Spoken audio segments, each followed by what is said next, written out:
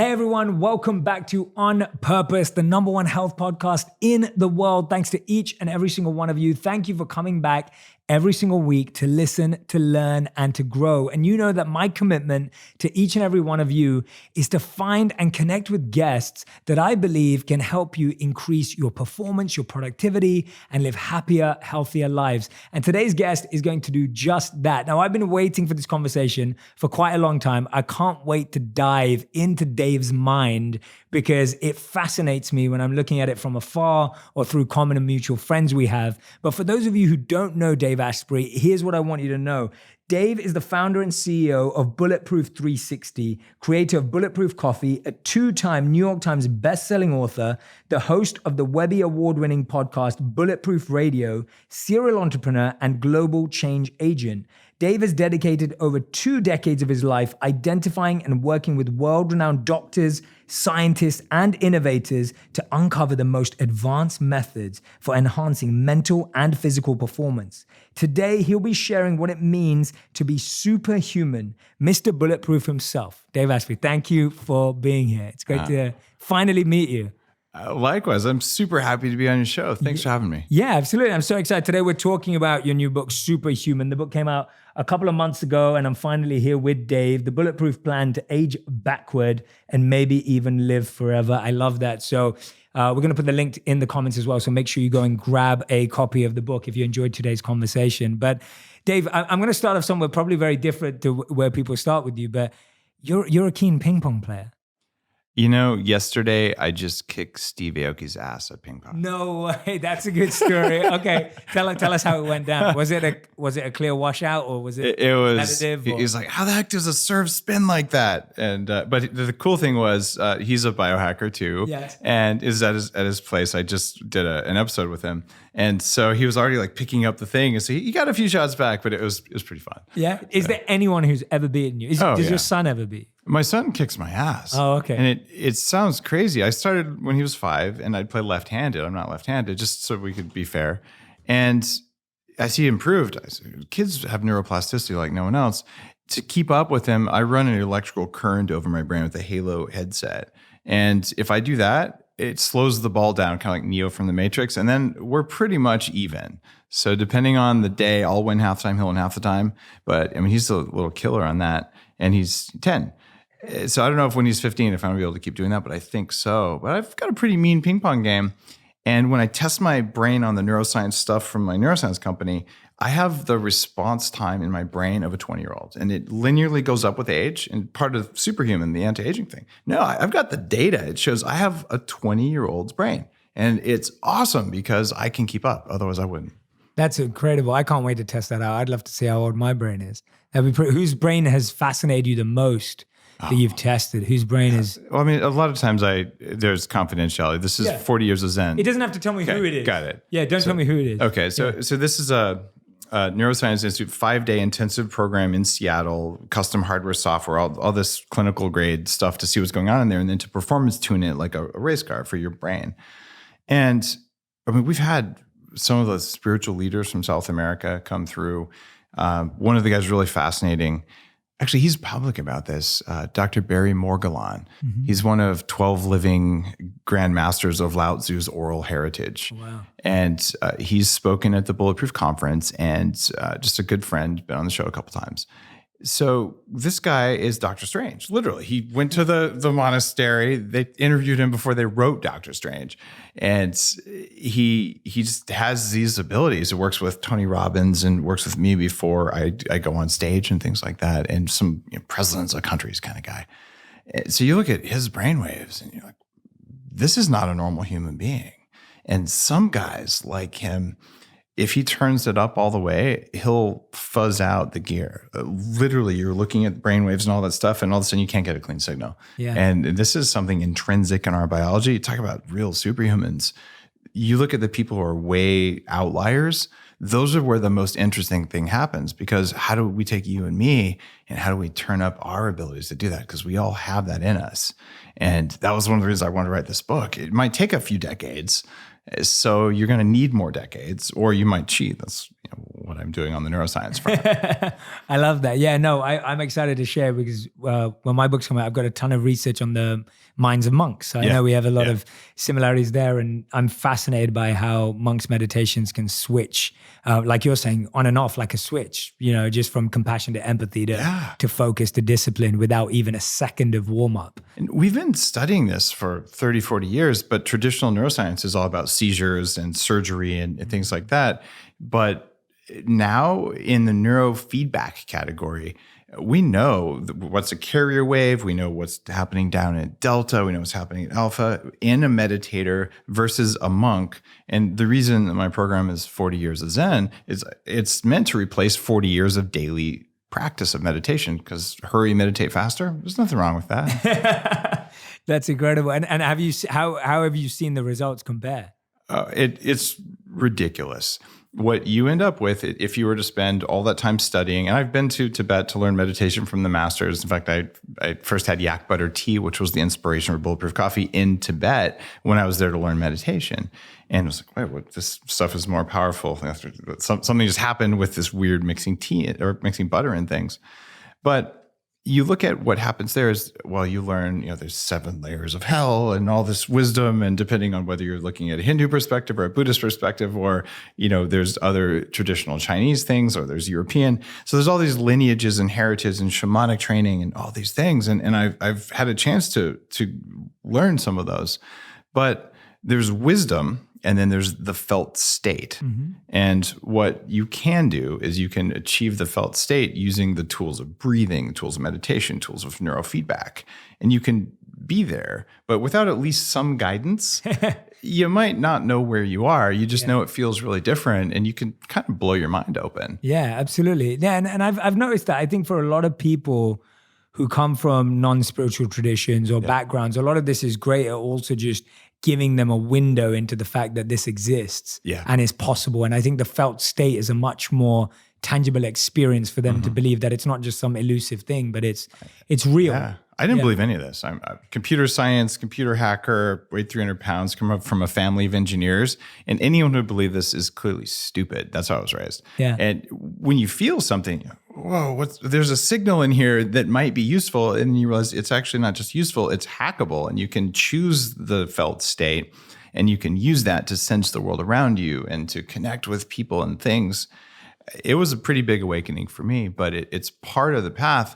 And what I discovered, and the reason I went down the bulletproof path at the same time doing the 40 years of Zen, if you want to do personal development, you want to meditate, you want to improve your brain, doing it on French fries doesn't work. You have to get your biology in order, because if your cells don't make energy, it's subcellular components that drive most of your felt state. And if they're running at half power, how are you going to have enough energy to wake up, have whatever you have in the morning, take care of yourself, take care of your family, your community. Oh, and had time and energy left over to do the deep personal work to let go of a childhood thing or reach a new state of performance. No, you were too tired because your cells didn't work. So eat right and then do the meditative practice, and you'll get more results in less time. There's 3 types of people. Some people set goals only to give up on them when things get difficult. Others don't set goals at all, thinking if I don't set any goals, I can't fail at them. Yet there are still others who not only set goals and resolutions, but manage to meet them time and time again. How do they do it? Are they superhuman? No, they're regular people, just like you and me. They've just discovered something. Resolutions don't work. Not on their own anyway. Resolutions require action, but without intentionally doing the work to shift your mindset, you would find yourself failing and falling back into old patterns of thought and behavior when things get tough. Let me say that again. Without intentionally doing the work to shift your mindset, you'll find yourself falling back into old patterns of thought and behavior. But I can show you how to break that cycle for good. There are 5 intentions that are make or break for achieving your goals and being able to set resolutions with confidence. Awake, attention, attitude, attraction, and accountability. But how do you start? How do you practice these intentions in a way that creates lasting change? I'd love to show you. Join me for a free online workshop on the 5 intentions for a purpose-filled year. In this workshop, I'll be teaching you exactly how you can put these 5 intentions to work in your life to help you confidently set and achieve your goals. First, I'll show you how waking up early is the key to a purpose-filled life and how to set up healthy nighttime routines. Second, we'll go over how multitasking is actually hurting, not helping your productivity, and how putting your attention on one thing at a time actually helps you do more than you think. Third, I'll break down 3 things we need to remove from our attitudes in order to grow. Fourth, I'll teach you how to use the concept of attraction to enhance who we already are instead of worrying about who you aren't. And finally, you learn how important accountability and a supportive community are to growth. I would absolutely love to have you join me. You can sign up right now by visiting jshetty.me/purpose. I'll send you an invitation to join and watch the workshop right then. Let me just repeat that for you. jshetty.me/purpose. Let's make 2020 your best year yet. And you went through that experience too, right? Because you were 22, 300 pounds. I was 300 pounds. Yeah, exactly. Yeah. Tell us about that journey. Just before we dive into all of this incredible insight, tell us about that journey and transition of when you came to the point where you were like, there is more out there. But even before that, what I'm doing to my biology isn't good for me. Well, it's really weird. Anyone who's fat will tell you at some level they know they're fat because we have a mirror. You don't need a scale. My pants keep getting tight. What do I do here? And then you say, well, I'm going to try to do something. And trying to do something is already presupposing failure. I call it a weasel word in my books. Mm-hmm. And what you end up with is you say, all right, I'm going to do what's supposed to work. And anyone who's ever read anything says, oh, we must be meat robots. Therefore, it's calories in, calories out.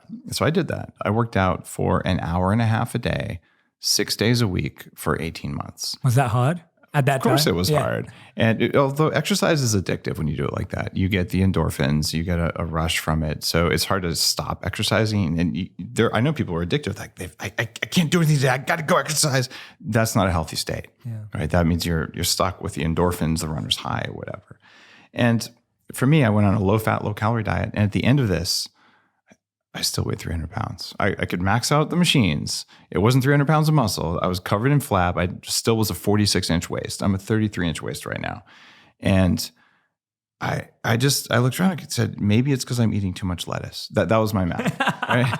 It's because I'm not trying hard enough. Else, yeah. And seriously, all my friends are eating double Western bacon cheeseburgers, and I'm eating this salad with no chicken and no dressing. And I'm hungry, just so hungry. And I'm just putting all my willpower into this. And I don't care if I'm sick. I don't care if I have final exams. I'm going to go to the gym. And just the sense of failure, but it became a self-worth problem. And then I said, one day, I'm actually doing all this and I'm not getting the results. It must be what I'm doing doesn't work. And then you start digging in the research, and I started trying all the different variations on diets and went really deep on the corners of the internet. And this is back in the late 90s. So people didn't even use the internet for this kind of stuff, but I'd find weird researchers and I would just test it all because I was computer science. I'm building the internet as we know it. I'm pretty sure that I'd be able to just hack this dumb meat body. And the idea of hacking is that you can take control of a system, you can manipulate it without understanding what's inside. You test inputs and outputs. So, all right, that actually works really well in biology, but it's not what medicine does. It's a different thing. It's what bodybuilders do. It's what the anti-aging community does. It's what Navy SEALs do. And heck, it's what people who own racehorses do to their racehorses. So how do we apply that to ourselves? And I said, all right, I'm going to get over this childhood. I've had arthritis in my knee since I was 14. And I found out later when I reverse engineered it all, I lived in a house that had toxic mold and I poisoned the mitochondria in my body. So I repaired that damage and I said, wait, there's always new levels, things I can do where I didn't think I'd look the way I look. I'd feel the way I feel. I'd be able to do what I do. And I can, and I'm continuously getting powerful and younger and faster. My brain works better. I just mentioned about ping pong. To see the actual data and to see the scan, I have 87th percentile hippocampal volume, the hippocampus in the brain.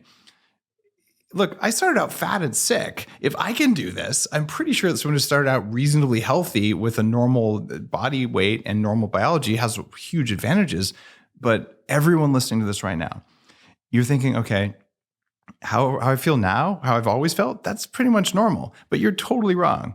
That's just what you've experienced. But if you could feel 5 times better and 10 times more energy, you would never know because you never felt it. 100%. So our job is to just teach people, here's the tools to tap into it in the least possible amount of time and money because it's there. I know it's there. It's not unlikely for health experts to say it's okay to eat a list of foods and the following year it's totally unhealthy. It's difficult to know what protocol to follow when it comes to getting all your vital nutrients to keep you at 100%, and there is absolutely no such thing as a perfect diet. But I do believe there is a perfect supplement, and that's Athletic Greens. If you had to only get one supplement in during your day, Athletic Greens is a no-brainer. If you want to boost your energy, strengthen your immune system, or support gut health, this is for you. With 75 vitamins, vegan-friendly minerals, and whole food source ingredients, plus the antioxidant equivalent of 12 servings of fruit and veg, I highly doubt you'd find more comprehensive nutrition in the one supplement. Many of the world's top performers, entrepreneurs, athletes, and Olympians trust this brand. The packaging is neat and simple. I love the travel packs, which allow me to take one right after my morning workout and when I'm on my way to meetings. You'll feel great mentally and physically the whole day after taking it. This year, be sure to focus on your immunity, energy, and gut health. Athletic Greens makes this easy. Whether you're an athlete pushing for better performance or just wanting to make sure you're not deficient in nutrients, Athletic Greens takes the guesswork out of every good health practice. Why not just try it? Jump over to athleticgreens.com/purpose and get your special holiday offer today. 20 free travel packs valued at $79 with your first purchase. That's athleticgreens.com/purpose. There's nothing more important than safety of your family and home. Simply Safe Home Security is basically like getting commercial grade security, but for your own home. If there's anything suspicious going on, police will be on the scene immediately. That's the peace of mind everyone should want and have. I don't believe it's a luxury, but a need. If there's ever a break-in, Simply Safe uses real video evidence to give police an eyewitness account of the crime.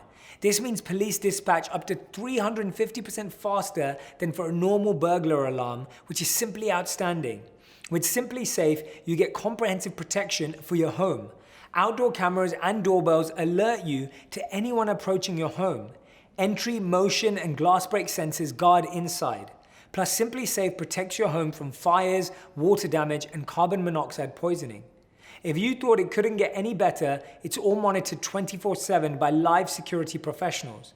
You can set up your system yourself with no tools needed, or Simply Safe's experts can do it for you. And it's only 50 cents a day with no contracts. Try it out and you'll wonder why you haven't done this sooner. Let's make this year one of safety and security.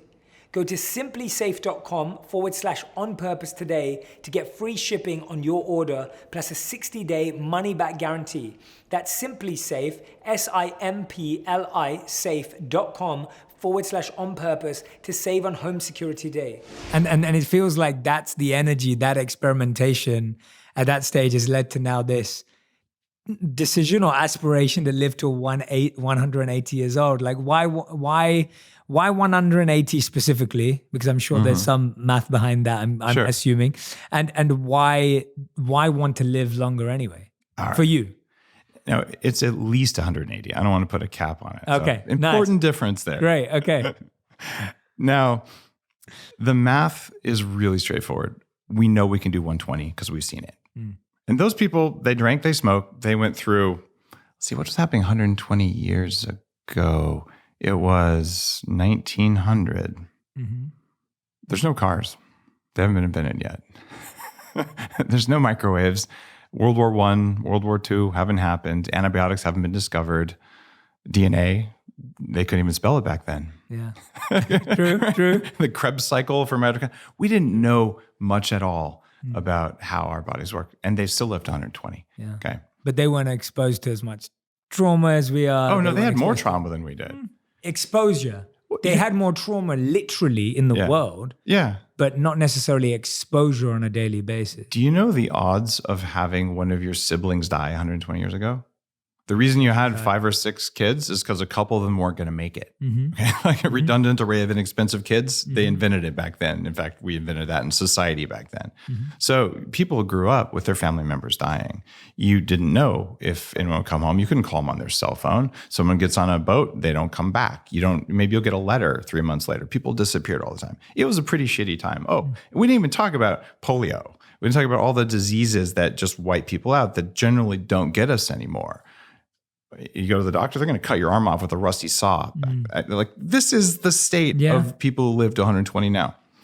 Now, I'm just going to have to say it. How old are you?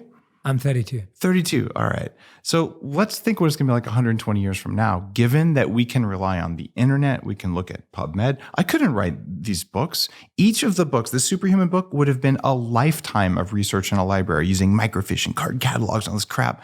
But the fact that I can pull together this information and I have the weird brain that synthesizes it and I can talk to these experts, all of this is enabled by technology in the last 20 years. Do you think that we can't add 50% to the maximum human lifespan over the next 150 for you 148 years? Like, put on your future hat and realize exponential rates of growth. You have a very good chance of living way, way, way beyond 180 if there's still soil on the planet, if a comet doesn't hit us, right? And if essentially we take care of the world enough. So that's the big one. That's the big one. Taking care of the world enough. But here's the other reason that we need more highly energetic old people. In all societies that I studied, and it's in like the first chapter of Superhuman, I talk about the quest for immortality is something that's happened as long as we've had recorded history, going back to the Egyptians, going back to the alchemists, going back to the Hindu traditions, the Chinese traditions, the South American traditions. They've all been searching for this. And things like Taoism are tied directly towards that quest for how do I live forever as a highly functioning, highly energetic, evolved person. Well, we've always had village elders.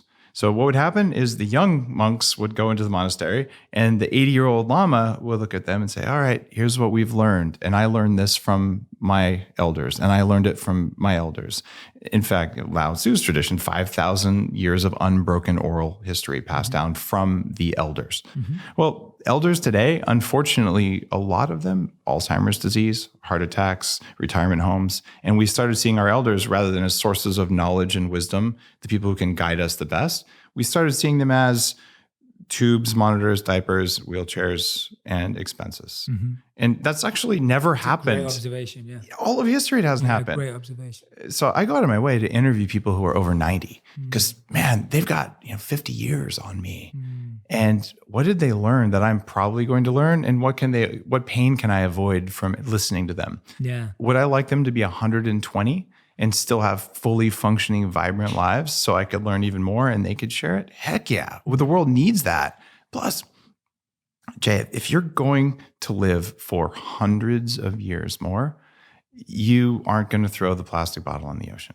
You realize, oh my God, I better not shit in my own sandbox because I'm going to be in the sandbox for a very long time. I'm not going to hand it off to the next generation the way currently the boomers are getting blamed. And it's funny because the boomers are saying, well, wait, we inherited World War I and World War II from you old people, but they're all dead, so we can't blame you anymore. We just keep going back and back and back. Yeah, and they're saying we inherited this from the Civil War. It goes back forever. We always inherit this, but the scope of inheritance is going to change. And anyone who has kids is unlikely to say, I'd like to have kids 3 times throughout my 200 years. You're going to have kids. You're going to put so much energy and life into them the way all parents do, right? You're going to enjoy seeing them flourish, but we're not going to worry about an overpopulation problem. And the data supports what I'm saying very, very clearly.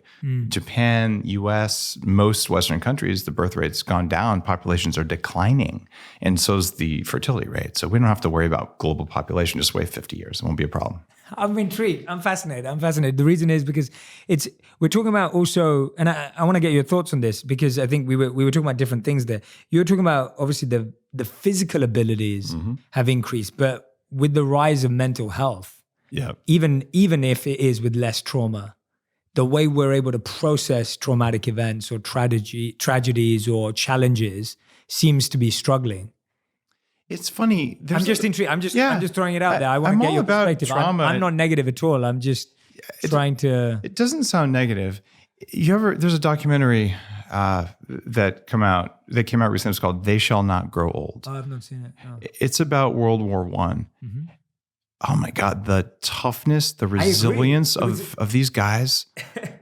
It's unimaginable. And they interview people who are still alive from World War One, but they show footage and they tell these stories. And you're saying no human walking the face of the earth today could do what these guys did. Exactly. So isn't that a challenge in lasting longer? Because if the resilience and grit was so much more higher then, that people could lose their family member never came back from the boat, but they have the mental health challenge? They never talked about it. They couldn't share it on social media, or did they just not feel it? Whereas today we're overly sensitive and everything. They felt it, but how you felt just didn't matter as much. It was how you showed up in the world. Right. So they would cram it down. I don't know how happy they were. There's war veterans. People knew that people came back from war changed. Yeah. But there was a community, and there's something else that happened. Most of the time, if you took a big hit to the head, you just died. Mm-hmm. So now we have a lot more traumatic brain injury and people who survive horrific injuries who come back with more trauma. Mm-hmm. But our technologies for dealing with trauma, even some of the neuroscience stuff, the things that are a big focus for me at 40 years of Zen, and you deal with them nutritionally, you put them in a hyperbaric chamber, you can heal almost any emotional trauma and so many physical traumas. The problem is when a physical trauma ties to an emotional trauma, it doesn't work. You can also precondition people. A lot of times people just don't know about the research. Mm-hmm. Something called heart rate variability. It's a core part of what I teach people. This is how to change the spacing between your heartbeats. When you're relaxed in a meditative state, you have a higher change in the spacing between your heartbeats. Same number of beats per minute, but the pattern of the beats changes. Mm-hmm. Well, if you teach soldiers to do this before they go into combat, or kids before they get bullied, it doesn't really matter. Yeah. Your body thinks it's the same thing. You actually don't walk away from that with PTSD. Yes. You can precondition for it. So what we can do is we can teach resilience. 100%. And I wasn't necessarily highly resilient, but I am now. And this is just missing from our curriculum. Correct. It is a neuroscience state. You can define it, you can measure it, you can quantify it, and then you can put a moral judgment on it. Yes. There shouldn't be a moral judgment. Yeah. No, go. You used to be able to, you go to church and, you've been bad, right? Or whatever the pattern of your church was. But people now are abandoning religion. Religion provided some of that, the prayer before your meal. You don't have to pray to a specific deity that someone told you had to, but you can provide a sense of gratitude, which is the real nugget there. Without gratitude, you can't do forgiveness. Without gratitude, you stay in fight or flight. So you can program these things in, but what does gratitude actually look like in the brain and in the heart? You can measure those, and you can look. I can sit here across from you if you're wired up, and I can say, you're actually not feeling grateful. You said you were grateful, and you lied to yourself, and hold you accountable to that. That's amazing. Insane. Yeah, right? I love that too. Yeah, I love that too. And I hope that one day we can all have that next to us, so we know we're not lying to ourselves. Because it's fun being a lie detector for other people, but it's better being a lie detector for ourselves. And that's why we have coaches. That's why we have gurus. Yeah. That's why we have friends. Yes.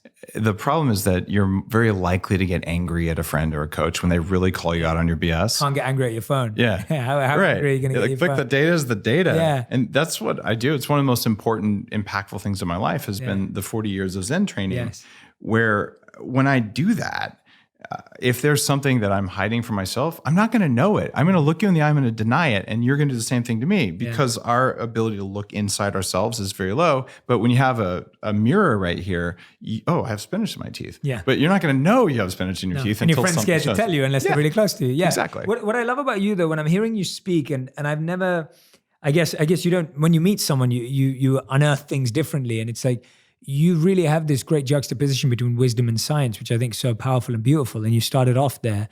And I think when it's either or, it can get slightly lost sometimes. They have to align. Yeah. And one of the reasons I created this field of biohacking, and it's now a word in the dictionary, in I think 2018, they added it to Merriam-Webster's, and my name's in there. And I created this big conference around it, as I wanted to take the data that we can now get for the first time ever, things about that heart rate variability, neuroscience, and something called the exposome, which is the measure of all the things you're exposed to in your environment over the course of your life that changes your genetics. It's a data set we'll never actually collect all of it. It's like a full-size map of California isn't very useful because it's as big as the state, right? Yeah, absolutely. But we're able to gather so much data that we can now validate things. Like in the book before Superhuman, I wanted to test a Taoist equation.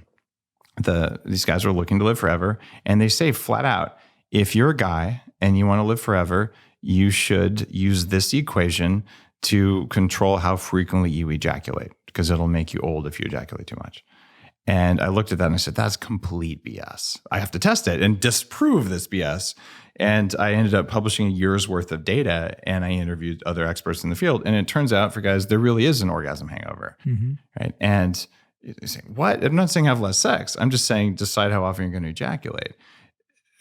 I would have said the data would not support that. And what I'm finding is the more I dig deep in shamanic knowledge, and you say, how could that possibly work? And then I go and I look at the neuroscience of it, like, oh my God, these people couldn't, using our language and our tech, they couldn't explain it. Correct, 4 hour time. But they learned by watching for generations, and their elders handed it off and handed it off.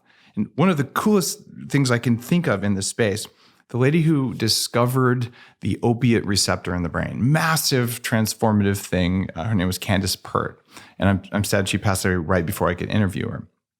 And in her book, she writes about how after maybe 20 years of her career of just being hardcore Western scientist, atheist, just you're rejecting anything that might be energetic, she started realizing maybe I have to pay attention to this because there's something else going on. And she met this group of shamans. And she tried to explain to them what the opiate receptors were. And then the guy says something and they all laugh. And then she asked the translator. And the translator said, oh, they're laughing because they said, haha, she thinks these molecules actually exist. Like they're both That's right. hilarious. Yeah. Oh, wow.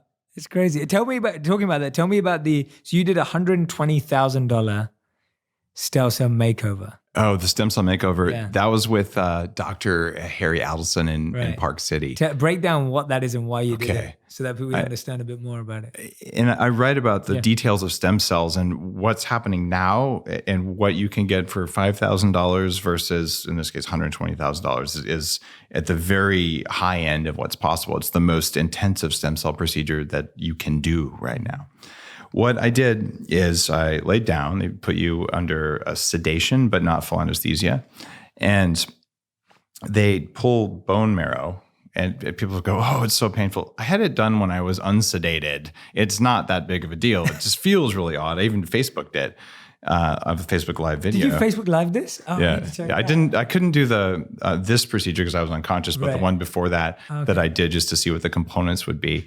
And I've done stem cells, a variety of times, different technologies that are out here. And they pull the bone marrow, they pull your own fat, they can get the stem cells out of it. And then they go through, and depending on which part of the body, starting at the toes, every joint, they inject stem cells into the joint. So the joints will stay young. I'm going to be around for hundreds of years. So I would like to be walking around under my own power. I've had 3 knee surgeries before I was 23. And so I want my knee to be highly functional forever. I don't want to be in a cane when I'm old. And then Johns Hopkins neurosurgeon who's been on my show, Marcella, she flies out for it and she threads a cannula inside the spine. So they drip my own stem cells inside my spine and they are attracted to areas that are inflamed and they turn off inflammation and turn on growth. Wow. So they inject every vertebra. They do the face, hair, male reproductive organs. And I Facebook Live that when they did it another time too. That was funny without showing anything you can't unsee. And you wake up 4 hours later, sort of going, what just happened? But the regrowth and the rejuvenation happens 6-9 months later as the tissues themselves turn over and you get younger. That's at the very cutting edge. But if you just have a lot of knee pain or an injury that won't heal, I did all that stuff 3 years ago with stem cells. I had this thing in my right shoulder. It's gone. All these things throughout my body that you accumulate over time. When we're young, I'll go mountain biking. Sure. I'll play soccer. And even though there's a piece of bone fragment sticking out my thigh, just one more rent. Absolutely. Yeah. And you pay for it later and then you can reverse it. And that's what I did. That's incredible. And what level of, when I'm hearing that someone who's not had any of those processes, and I'm speaking on behalf of most of the audience, I guess, who've not done that, what level of risk are you comfortable with? Or have you researched this to so much of a depth that actually when you do this, you're like, I'm not experimenting at all because there's very little risk. Like, what level of risk do you feel comfortable with? I talk about return on investment as the primary lens I look for anything I do. There's how much energy do I put into doing something? And then there's how much time, and then there's how much money do I put into it? And then what's the return I'm looking for? And dying is the return I'm not looking for. The problem is that if you just do what you're doing now, your risk is probably 80% that one of the 4 killers from Superhuman are going to get you. It's cardiovascular disease, cancer, Alzheimer's disease, or type 2 diabetes. So you pretty much have an 80% chance of doing those. Yeah. And those all come with 20 plus years of suffering before you die. And you're not in charge of yourself when you die. So those are crappy odds. Absolutely. The worst odds ever. So how willing are you to take a few risks to avoid that? I'm willing to take a few risks, but they're not stupid risks. Okay, I'm in a room. I've got one of the top trained neurosurgeons out there doing a procedure. The risks are exceptionally low when you have that. I'm not doing anesthesia. I'm doing sedation, so the risks are low. And the returns are more energy now, more energy for the decades, more time I'm going to live. And as I age, I will age differently than baseline human models. And that is very precious. And if there's a risk of 1 in 50,000 of something really bad happening, 1 in 50,000, maybe it's 1 in 10,000, I don't know. But I will tell you that if you're popping Advil right now, you're facing those same kind of risks. Like we're all facing risks all the time we don't know about because we never hit. Totally. In fact, I got to go back to that bowl of French fries.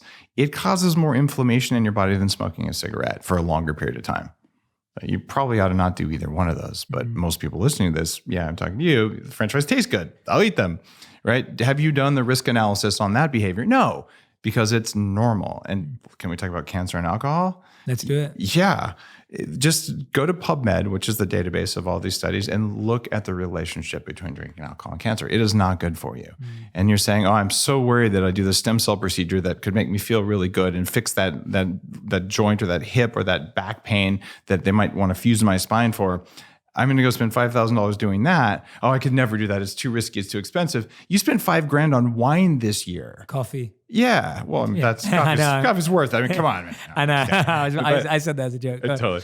But that whole thing, okay, you spent that same amount of money on something that we know contributes to cancer, right? And I'm not picking on wine specifically, just alcohol as it metabolizes increases your risk. By the way, I actually had sake last night. It's not like I never drink. I can tell you I took supplements that turn off the negative effects of it when I did that. But you can still enjoy life. But people are not very good at doing risk math. Yeah. And when you look at those two things, you spent the same amount of money on things that are vaguely pleasurable and vaguely bad for you. Or you could have done something that was a step up in your performance. I know what I'm going to choose. I'm going to skip the French fries. I'm going to occasionally have really good wine that's expensive instead of a lot of cheap wine. And I'm going to do the stem cells. No, and it comes back down to what we both know Thich Nhat Hanh said about wanting familiar pain versus unfamiliar pain. Yeah. And we'd rather have familiar pain of everything that our ancestors have had or family members who have had. So we have some familiarity with it, whether that's cancer or Alzheimer's. So we feel, it's kind of something we've all had. We feel, whereas the unfamiliar pain of, I don't know what that looks like is so much more scary. Even though, like you said very clearly and statistically, that actually our odds are not good anyway. And that's the argument that hits me the most is that in so many areas of my life, I'm convinced that the way we've always done it is rarely the right way. One of the things you learn if you go to any ancient practice lineage, look, we're all going to die. And even when I talk to my immortalist friends, the super longevity, I'm going to upload myself to the internet. newsflash, the universe will collapse in on itself sometime. We're all going to die. You just have to get used to that. Yeah. And a lot of people, I don't want to, sorry, that's just a fact of life. 100%. The question is, how much suffering do you want to do before you die? Mm-hmm. That's really what we're doing. And for me, I actually don't like suffering. It's amazing. But discomfort is different than suffering. So anytime you do something that makes your brain or your body evolve, it will involve discomfort. Mm-hmm. But suffering comes when you resist the discomfort. Mm-hmm. And understanding, all right, I'm feeling a lot of emotional discomfort right now, but it doesn't mean I'm suffering. It doesn't mean I'm struggling. It means I'm accepting, and all right, it's a signal. So I'm lifting this heavy thing. I'm really sore the next day. That was the cost of growth. Mm-hmm. Or I'm facing my fears and I'm doing it anyway. And I feel like I'm going to shit my pants and I'm going to do it anyway. And I'm going to see what happens. That's how our brain evolves. We're wired to do to focus on things that don't push us. Yes. Because that's biology. Yes. Well, once you decide you're going to take charge and you're going to push yourself, you say, all right, maybe I will live to 180. Maybe I'll live beyond 180. Or maybe I'll just, ask someone out who I'm really afraid to ask out. Why the hell are you afraid to ask someone out? The worst they'll do is say no. It's the same as saying, look, do you like pizza or Chinese? Okay. If they say, I like pizza, you're like, darn, I like Chinese. We're not compatible. It's not a judgment on you, but if you don't ask, you don't know. Yeah. But people, they have all this crazy programming in their heads. I got rid of most of my crazy programming just through these processes. And I don't think I could have had the power to do that if I hadn't have just gotten my base biology working with food. And so we get wrapped up in all these fears and resistance things. But really, the simplest, lowest hanging fruit here is just eat the stuff that makes your brain work. Mm-hmm. And then you'll start being comfortable pushing yourself. Mm-hmm. Otherwise, you're just too tired to push yourself. Absolutely. Let's talk about, I want to talk about the 7 pillars that make us whole. Okay. But before we do that, let's talk about, because you mentioned it now, some of the foods that are good for our brain that are basic that anyone can start doing today. And which ones to remove too, because we've already got the fries out. Okay. Fries and alcohol. Anything deep fried. And it doesn't matter if it's Brussels sprouts. Especially at a restaurant. And I've got the Bulletproof Coffee shop in LA. It's a restaurant. I know what happens back of the house. And we don't have bad oils there, but the typical restaurant uses the same oil for a long period of time.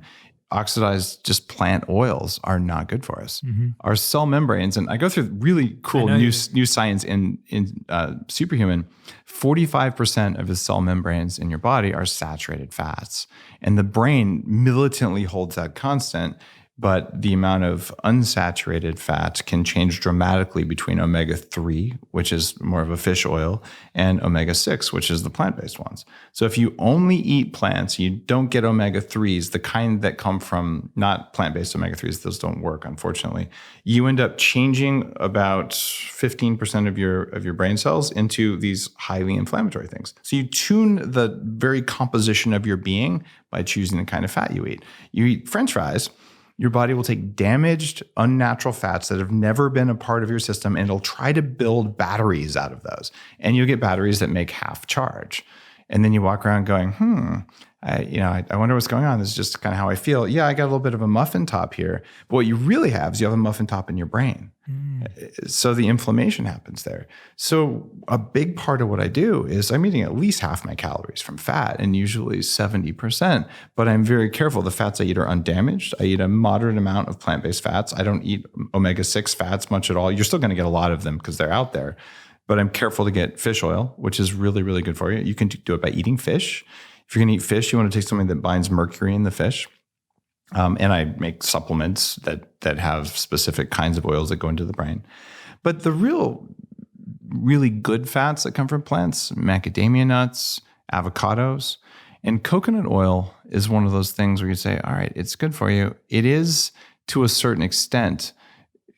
Every kind of fat, including coconut oil, it's a whole bunch of different types of fats mixed together, different lengths of chains of fats.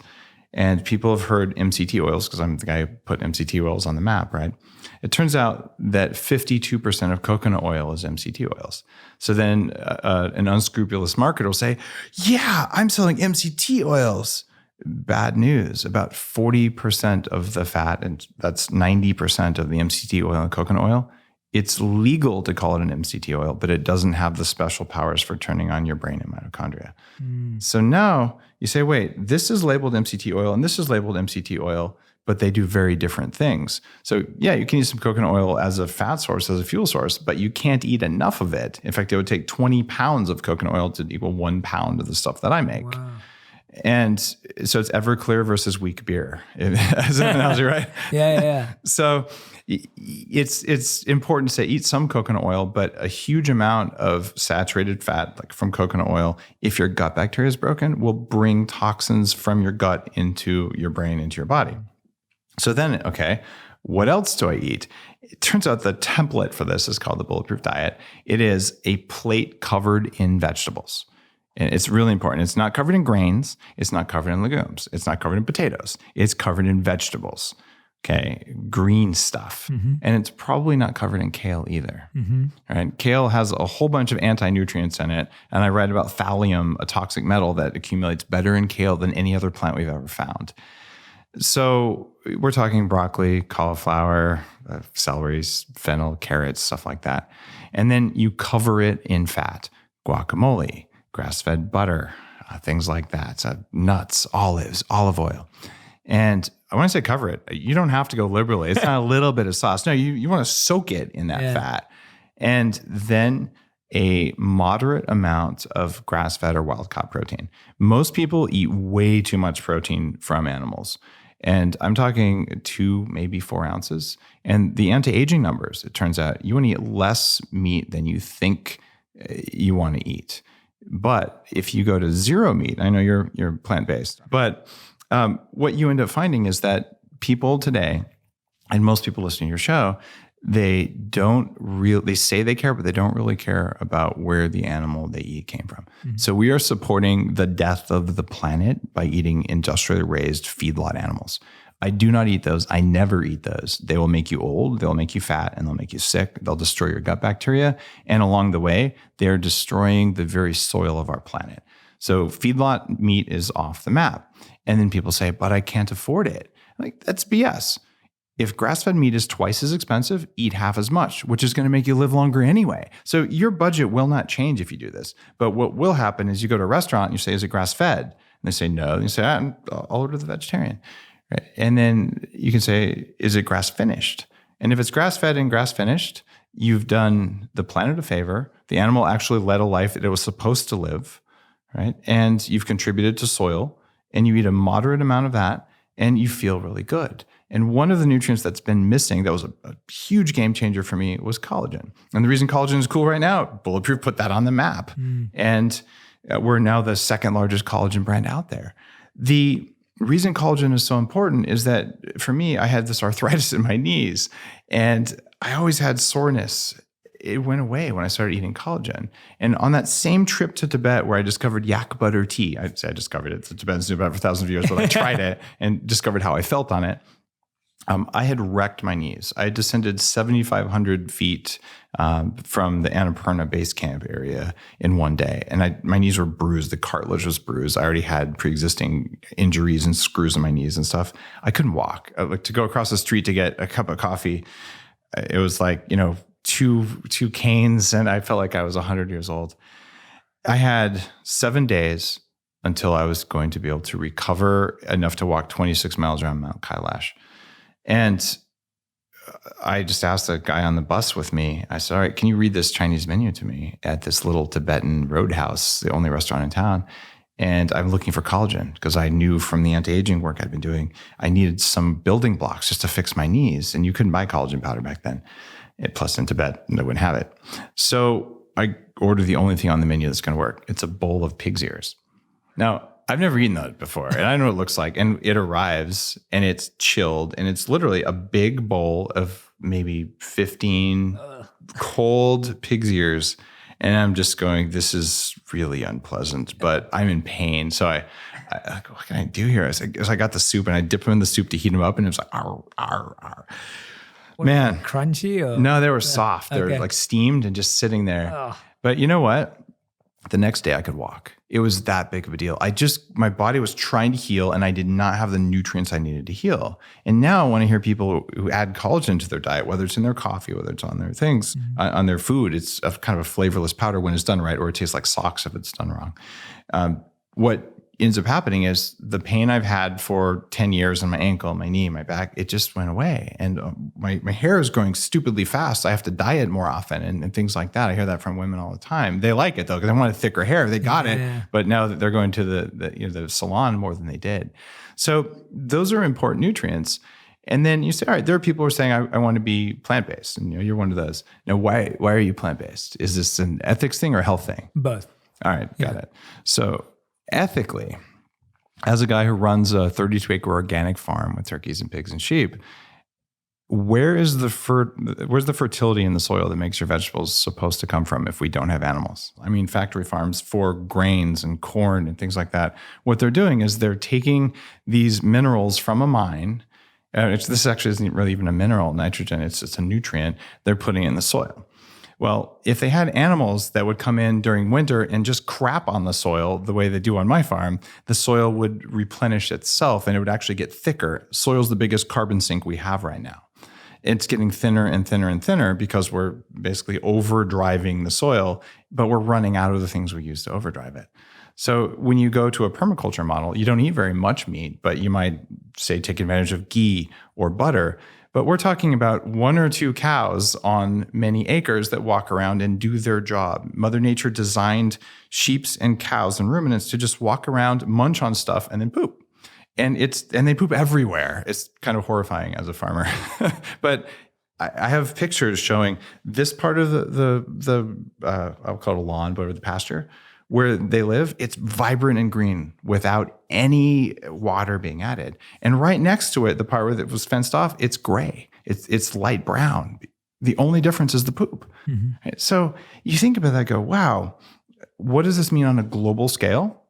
It means that if we go all plant-based, the very ecosystem that has supported farms forever has always been based on animals pooping on the farm. Mm-hmm. It ends. Mm-hmm. And then we won't have nutrient-based vegetables. And you can actually pull off a vegetarian diet and be pretty darn healthy. Yeah. But the people are saying, I'm never eating anything that came near an animal. They haven't thought through the system of it. Yeah. And having gotten actually quite sick on a raw vegan diet, even though I'm pretty well educated on how to do that, there are some vegetables that don't work for people, right? Like vegetables kale. That don't work raw too. Oh yeah, exactly. And cooking is an okay technology. So, the nightshade family, things like bell peppers, for some people, they work just fine. And for other people, they will wreck you. Absolutely. Right. And I'm one of those. I don't eat nightshades because I tested it. Too. I feel like crap. Yeah. Feel like crap too. Yeah. And so I would say eat mostly like a vegan, and the fat you put on there doesn't have to be vegan fat. Yeah. But if it's industrially raised fat, shame on you. just put it out there. Yeah. No, that's great. Let's talk about, I think that's brilliant. It's what I love about that is that I think, and this is partly education too, it's the way we make decisions are often not stretched out enough. We're not looking at the societal, community, family. We look at things so small in one sense of just like how it affects us and the 4 people around us, as opposed to how things are affecting. And I feel like you're stretching our mind, which is wonderful. The idea is we should eat to feel really good all the time, and we should eat to be here for hundreds of years. How do we do that? Yeah, absolutely. And the planet lasting, which was your point earlier of like everything else that we're doing with factory farms is killing the planet. So there won't be any soil to live. Hence, we won't last to 180. Yeah. Tell us about the 7 pillars that make us proud. Some of which you've kind of told us. This is interesting. You go back 20 years. I started running an anti-aging nonprofit group. We were doing research. We had people coming in, giving lectures in Palo Alto, but we didn't really know why we were aging. We had different ideas, and they've now been so baked in based on really good research using unimaginable DNA visualization techniques, the ability to do things that are out of Star Trek in terms of seeing inside our body. And we now know there's 7 things that are making us old. And this is really important because a lot of times say, what's the one thing I could do to live a long time? It's the same thing as what's the one thing I could do to make my car last a long time? Totally. Like, I'm pretty sure you got to rotate the tires and change the oil. Just saying. There might be a few other things, fuel filters and all that. So the 7 pillars of aging are the things that we now know are the causes of aging. Mm-hmm. And then the question is, okay, how do you avoid this? If aging is death by 1,000 cuts, how do I take less cuts? Mm-hmm. How do I make the cuts less deep? And then how do I heal them like Wolverine instead of just slapping a Band-Aid on? And if you do that, that's the roadmap to living to 180 and feeling good along the way. So let's look at what the 7 pillars of aging are. Okay. And one of the first ones is telomeres. And people have oftentimes heard about this. There's all kinds of tests you can order online that measure blood telomeres, which don't really reflect tissue levels that well. But what we do know is every time a cell divides, it basically takes one off a little string of counters. And eventually you reach what's called the Hayflick limit. A cell can't divide any more times because its little counter got cut down. Well, all you got to do is find the enzyme telomerase that lets you lengthen that. And there you go. One of the 7 pillars is handled. And in the book, I write about a couple things. There's a very expensive supplement. There's some lifestyle things. And there's a Russian peptide, a small string of amino acids you can just inject twice a year that probably has a bigger effect than anything else. I like that one. It's cheaper and it's faster. Now, there's also something called zombie cells. And this is just becoming an early trend in anti-aging, although the researchers looking at these, what? The technical term is senescent cells. And these are cells that don't die, but they stop working. So they sort of sit there and they make free radicals and they don't do anything. And as you age, you get more and more of these over time.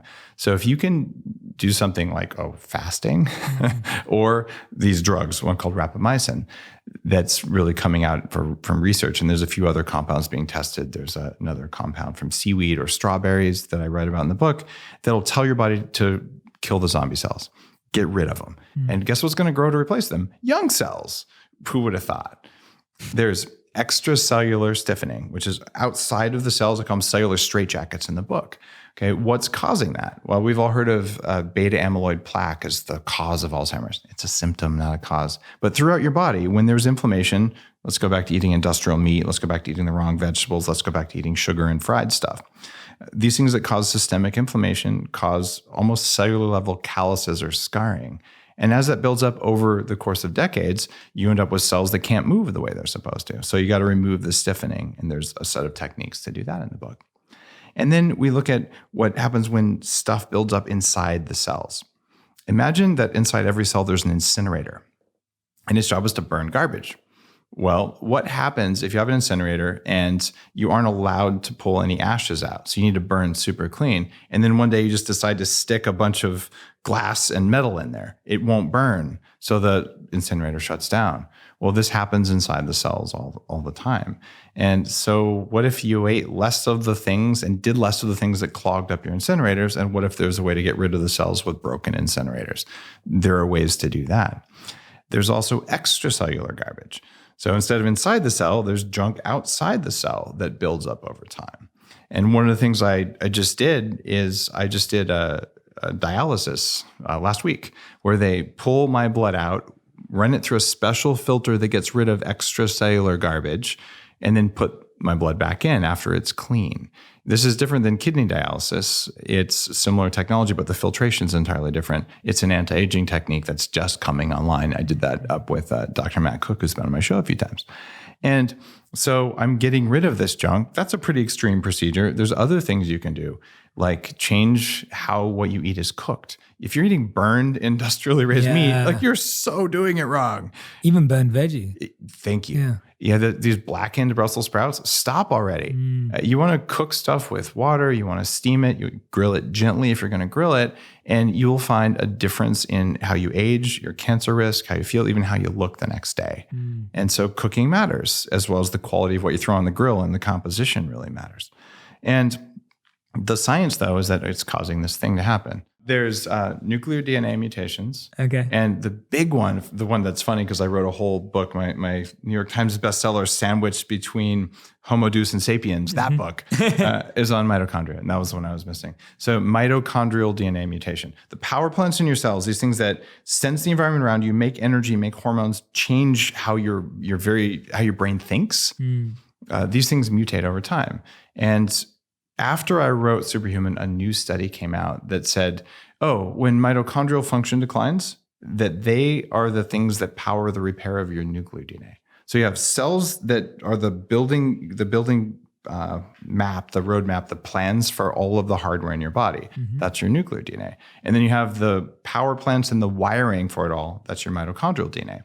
And these things need to come together. It turns out when your mitochondrial DNA gets mutated over time, it mutates easily, it's no longer able to read and build cells properly based on this blueprint. And it's no longer able to repair the blueprint.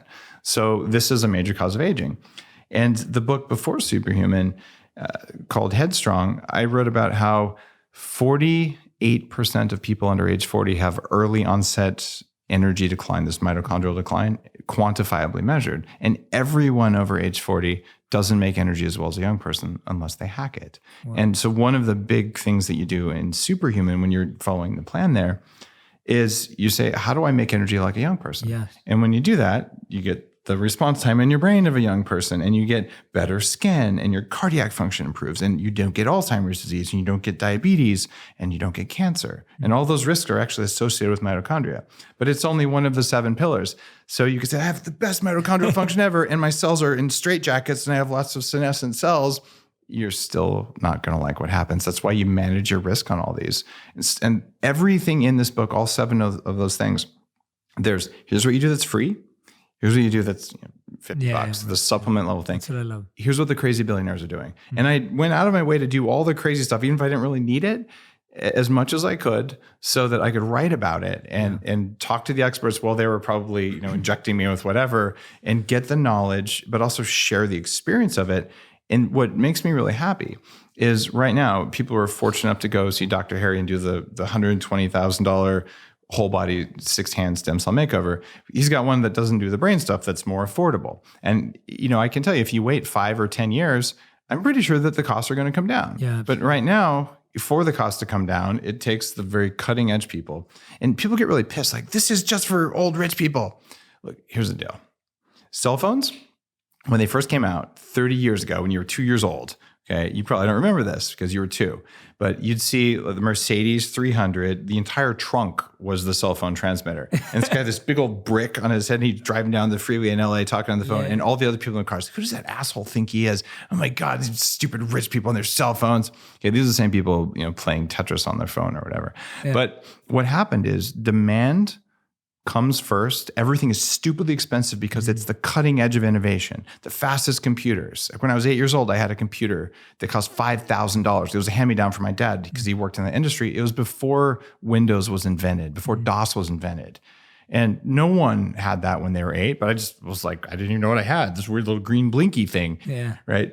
But now we all have that. And these anti-aging technologies over the course of the next 10 years, 20 years, will come down in cost dramatically because they're being funded by people who are willing to basically spend everything they have to get another couple years of quality life. Absolutely. And all of us at a certain point in our life, no matter how much or how little we have, if you're facing death, you're going to say, you know what? I'm willing to make that bargain.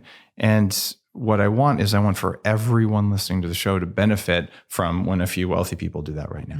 And it is good for the world. It's good for everyone. And the costs will drop just like computer processors drop. Yeah. Right. Well, I am happy that, and I appreciate the fact that you do go into lifestyle changes here too. It's free. It's exactly, that's what I mean. Yeah. And I think that's really, really important. Yeah. I like both because I think it is so important. Like what you're saying, when it's wisdom and science, it's lifestyle and it's these stem cell changes, right? It's both levels because it's all levels of change.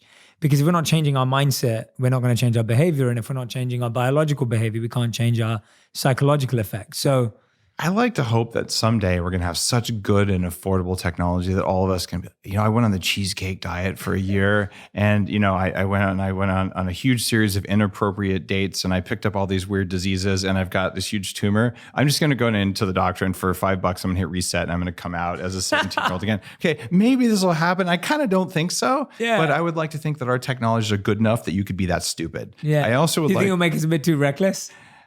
There is data that shows that we adjust our risk. So when seatbelts came out, people started driving faster. Yes, exactly. That's what I mean. Yeah. But you know what? It's okay that there's risk in life. Who wants to live in a risk-free world? Risk, not reckless. Yeah. So what I think will happen though is when you realize, you know what? If I make a mistake like that, I can recover from it. I'm more likely to do something. But how good of a world is that? You mean I could possibly do something that's more fun, more exciting, more risky, or more worthy?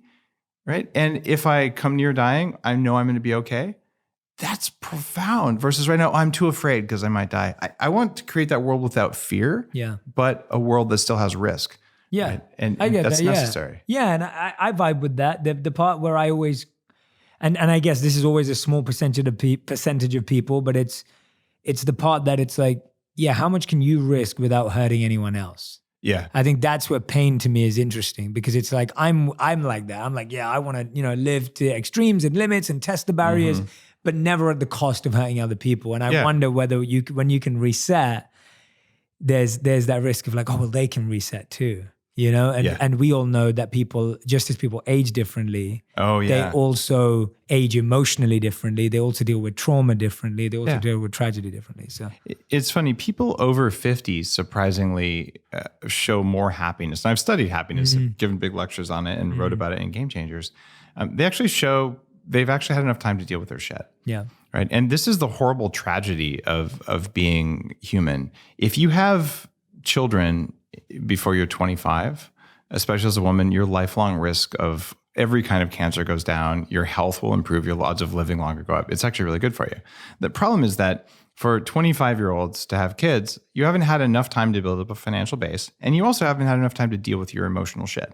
So now you're going to have kids, and you probably won't be a great parent because you haven't had a chance to do your own work. Yeah. Right? You're still finishing separating from all the programming from your parents and all. So you're saying, all right, I'm going to wait till I'm in my 30s and I have a financial base, but now having kids is harder on my body, right? It's harder on the family. So it's like, you're damned if you do, damned if you don't. And it's one of the reasons that the birth rate is going down. People are saying, I'm going to choose just not to do it. I'm going to choose to wait a long time.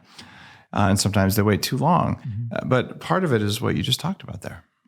Absolutely. Is there anything I haven't asked you today that you're like, David, you're like, Jay, I really want your audience to know this, or I really wanted to talk about this, whether it's, it could be anything. I mean, there's so many other places we could go with this, but I just want to give you the one of the things we haven't talked about a lot is cognitive enhancement. Okay. This is something I've done for 20 plus years. Nootropics. The reason modafinil is kind of cool. You look back 10 years, I went on Nightline. I was the only guy who would do it without a bag on my head. I went to Wharton. I was on modafinil the whole time. It was the only way I could even get my MBA and still work full time and all that. And it's one of many things like that. I just want to say it is well within our current technology to increase your IQ and increase your mental performance across all kinds of measures. There's natural plant-based compounds and animal-based compounds you can use that will help you. And I write about this stuff on my blog, daveasprey.com. There's pharmaceuticals that are proven to work, and every month or so you'll see some big article saying, experts say these can't work. Like, experts who didn't read the goddamn research, because I put it in my book, and there's 5 studies that show that you can type 15% faster on this stuff. Like, if it doesn't work, how can this be possible, right? So we know that these things work. And I don't know what's motivating the people who will look you in the face and lie to you and say that they don't work, because they do in some circumstances, and they might work for you, but they might not. And you owe it to yourself to find out if you want to do that. And then there's technologies, breathing and meditation being the 2 cheapest and most accessible. And then there's the neurofeedback stuff that I'm doing at 40 Years of Zen. And we didn't talk about my funky glasses. Yeah. The company's called TrueDark. It's a company I founded. And I will tell you, I have doubled my deep sleep by using the glasses I made for sleep. I couldn't buy them anymore. Tell us about how that works. You have 5% of the cells in your eyes receive a light signal that you never see. It goes around your visual cortex into the timing system in your brain. And you can look at your body like a computer. There's quadrillion little tiny compute nodes. They're called mitochondria. And they need to work on the same clock. Because if the ones in your liver think it's daytime and the ones in your brain think it's nighttime, they don't match up. So this light comes in and it tells your brain what to do, and it spreads the signal throughout the body. Well, the glasses that I make for sleep with TrueDark, it's a patented set of frequencies. These are all of them. It's not just blue blocking. That's not enough. Blue blocking is too much during the day and not enough at night. These are the ones that keep you awake. So you wear these glasses. I can fly to New York. I got no jet lag at all. It eliminated jet lag from my life. And I get more sleep now in 6 hours, more quality sleep than the average 20-year-old gets in 8 hours of sleep. And I published the actual numbers in here in Superhuman and how to do it. So who would have thought the color of light is a variable that matters? Only by measuring, seeing what works, and understanding the fundamental wiring of our body can you create something like that. So for me, I'm wearing these glasses now. These are called the TrueDark Daywalkers. And what these are doing is they're blocking some blue light, which means my brain works better all day because a lot of the interior lighting we have today creates brain stress. So by the 5 o'clock, you want sugar and you're tired. Yeah. I don't like that. I don't do that anymore. So Absolutely. I'm willing to walk around looking like a rock star. And tell us, and tell us what sugar does, because Oh man. I mean, you talked about fried food, sugar and sugar is bad news. You eat it and it creates something called advanced glycation end products. Guess what clogs up those incinerators in the cells? It's advanced glycation end products. So you're basically browning the tissues in your body. You're increasing your risk of almost every disease, especially cancer and especially cardiovascular. And half of what's in sugar is fructose and half is another kind of sugar, sucrose. Actually glucose. Sucrose is glucose plus fructose. But anyway, fructose is what causes non-alcoholic fatty liver disease. So if we were to look at everyone's liver in the room right now, there's a pretty good chance that there's some fatty liver going on. Mm-hmm. And if you're on an exclusively plant-based diet that doesn't have any saturated fat for animals, your risk actually goes up a little bit. But so you look at non-alcoholic fatty liver disease, it's caused by sugar. Mm-hmm. So if you don't eat sugar, it doesn't work. And what's interesting, you see this little weird puck shape on my arm right here? Yeah. I have a continuous glucose monitor on right now. Okay. So if I sleep I won't that much. And we'll see if my shirt's loose enough. It is. So now you're just showing off your muscles. Yeah, right. Yeah. So the thing, it's got your face on it. Yeah, I did that. It was a joke. So it didn't have to have my face on it. But this comes on every 14 days. I put it on the other arm. And you can wave your phone or a little device over it, and it'll actually tell you what your blood sugar is. Oh, I love that. So and you created this? No, this is just something type 1 diabetics have used these for a while. It's okay. But it's now I want to know what sugar does to me. So I have this little device, and I can wave it over this, and say it's at 5.2. That's Canadian or European units. So it's around 100. Okay. And it's the middle of the day. And the line's perfectly flat. So I can tell you, I didn't eat something that caused a blood sugar spike. Mm-hmm. The odds are that if after your next meal, if you had one of these on, we did it, you're going to see your blood sugar go up to 140, 150, if it's a typical vegan meal. Mm-hmm. Now, if you were to say, I'm not a typical vegan, I'm eating a plate of green vegetables and I'm not putting grains on it. Mm-hmm. I'm not putting a lot of legumes, maybe a little bit, and I'm putting a ton of olives and avocados and seeds and all that kind stuff. Kind of how we eat, yeah. Good deal. If you're doing that. My wife is the expert, not me. Okay. You'll see if it works, because if your blood sugar spikes, bad news, man. It's not working. Cool. So I've been able to tune what is fasting doing and all that. That's so cool. It's data-based. And now I know, what does low blood sugar feel like? I don't get it very often, but when I get it, I know why. And I can also show you, if you get crappy sleep, you will have no ability to control your blood sugar. If you have emotional stress in your life, you eat the same food and your blood sugar is all over. It's crazy. Yeah. So that's the latest hack I'm working on. Absolutely. And I love what you just said there, because we know that when we're stressed, we turn to sugars, we turn to carbs, we turn to fats. Like, that's what we do. What do you do when you're stressed? When I'm stressed, mostly I meditate on the blood of my enemies. Sorry. What do you actually do? I'll usually, it depends like the type of stress. It's usually breathing or meditation. Okay. So that's what you do. There's no other. There's some energetic stuff that I've picked it up, done all sorts of interesting training in other countries. There's usually some things I can do there. And there's this amazing thing you can do. It's called, you call a friend. And if that doesn't work, call a therapist. It's pretty remarkable, because then you can talk through someone who really understands the etiology of stress. And you can be that for your friends too. It's just hard to see it. I'm not going to see the big picture sometimes because I'm human, unfortunately. No, kidding. But the problem is that if you don't have someone like that in your life, or your friends are afraid to really tell you, actually, you really are an asshole half the time, but I'm still friends with you. It's really hard to have someone tell you that. It is hard. So a therapist's job is like, actually, you need to own this 100%. You're blaming the other person. You're just being a childish little jerk, and you need to like put your pants on the right way this morning. And then you're going to have to do the introspection. So you got to have someone like that in your life. And so if I'm feeling super stressed and I can't figure out why, that really doesn't happen to me anymore. Yes. But if I'm feeling super stressed and I think I know why, and I can't figure it out with friends, I'll call a therapist, I'll call a psychologist. And I don't have necessarily regular sessions, maybe once a month. And I'll just check in, and then I'll say, I'm having this hard time with this thing. And it's really like, it's causing stress, which is very unusual. I don't experience normal stress like normal people, because I hacked all my stress responses. And then we figure out, all right, it's usually, and this is a key thing, it's a false belief.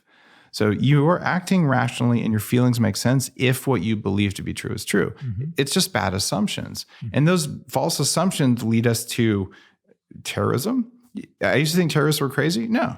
if you believe what they believe, their behavior is rational. Is in line with the their beliefs are wrong. And so if your beliefs are wrong, your emotions will be broken. And that's what a psychologist, a really good one, or a therapist can help you see, is that you assume something wrong, which is why you got in this jam. So let's change your assumptions. And then you say, oh, and then the pain or the stress melts away because you changed the world you live in. Absolutely. I feel like I've been talking to the real life Iron Man.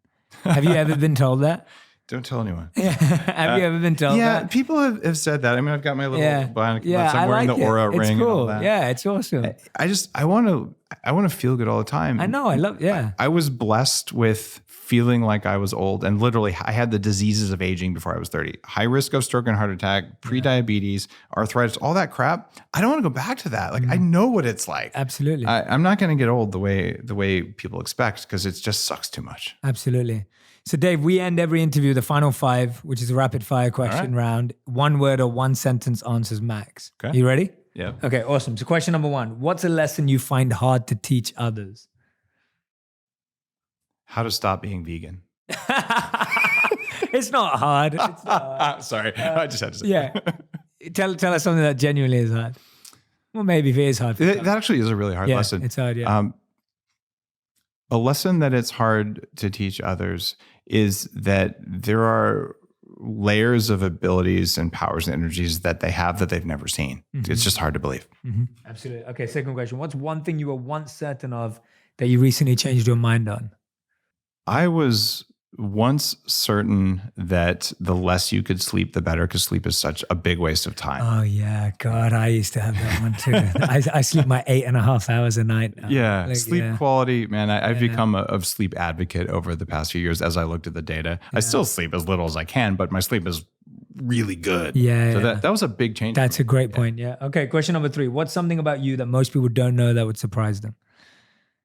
I was once bitten by a vampire bat. Where? In Colorado. They don't even live there, but I woke up when I was a kid with a vampire bat feeding on my neck. You being serious? I'm very totally you're serious. Being serious. Absolutely. Okay, I didn't believe you. Yeah, no, it's a real species. They hypothesized they came in on bananas. This was pre-internet, but we actually caught the bat and took him to the hospital. Oh, wow. It was just like that big, not very big. Okay. But yeah, it was kind of scary. Woke up in the middle of the night. It was feeding, and I didn't know what it was. And oh my.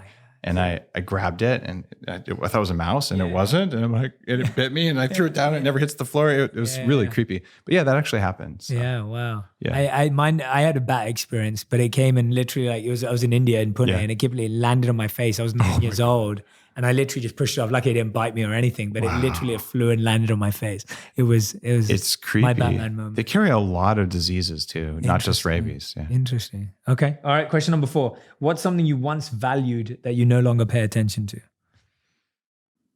When I was young, I really valued actually 2 things. One was being rich. And I made $6 million when I was 26, and I lost it when I was 28. And I can tell when I was 26, I said, I'll be happy when I have $10 million instead of $6 million, which is a super dick thing to say.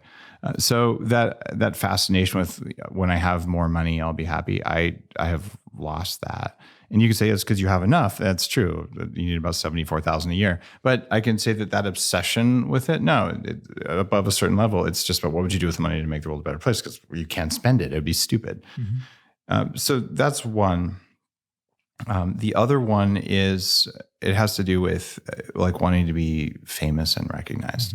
When I was 23, I was in an Entrepreneur magazine because I sold the first thing that was ever sold over the internet. And it was a caffeine t-shirt that said caffeine, my drug of choice. The first e-commerce before the word e-commerce was out there. No one knew what a big deal it was historically. For me, it was just being scrappy and trying to pay my college tuition. But I was like, look at me. I'm in a magazine. There's a big picture of me in my double XL t-shirt and, puffy red face. And I just realized after 15 minutes of that, it didn't do anything. Like all of the, I'm going to be recognized. There's no value in that. And that I'm going to be enormously wealthy. There's some value in that, but not very much. So for me, it's like the rich and famous thing. It's about your mission and those things, whatever. Well, thank you for thinking it through. I love that answer. Okay, question Sorry, number that 5. wasn't one sentence. It was a great answer. I was happy you went off on it. This is the first time we're ever asking this question as a final 5, so you get to answer this. I'm excited to ask you this question. If you could create any law for the world to follow, what would it be? I like be kind would be a really good one, but the really amazing law would be the law that limited the number of words in the entire set of laws in the country. Okay, fair enough. Thank you, Dave. You're awesome. You're even more fascinating person than I could ever imagine. Oh, thanks, Dave. And I really hope I'm a student now. I actually want to come to you for a million different things and a million different personal questions I have. We'll do some upgrades. So for you, yeah, no, I would love that. I think you've opened up my mind to a whole new set of thoughts and beliefs today. And I've heard people talk about a lot of these things here and there when I've been at conferences and meetings and events and one-on-ones, but you've done there's something else that's happened today. So I mean that. So I would highly recommend everyone who's been watching or listening today, please go out in the book. We just skimmed the surface, but we dove into a few of the themes and topics that you'll find in depth in the book, and more importantly, the lifestyle points as well. Remember, tons of free advice, tons of things you can start doing right now. Fries and sugar are a good place to start. But Dave, thank you so much. You've been an incredible guest on Purpose, and very grateful to have you here. Thank you. Thanks.